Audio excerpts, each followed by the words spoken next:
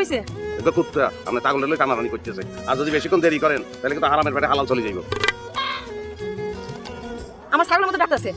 মনে হইতেছে ধারে কাছে কোনখানে আছে এটা পৃথিবীর নিয়ম বুঝছেন নি যে যেটা চিন্তা করে এটা চোখে থাকে কানা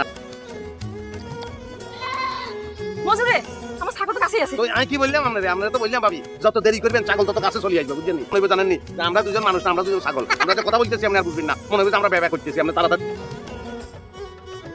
পোটলা হাটে কেন ओ भाई আগে নাকি বলা আরে यार सर তুই কাম করছিস তিন দিন বড় মুখ করছ কেন কার মুখ করছ এটি আমাকে কি কিছু আই এটি আইছে বাইক করে মরে যায় এটা ডাক্তার ডাকি আনতে ডাক্তার ওষুধ দিছে বলছে চার দর দি পেছাই দেখতে এত বাড়ি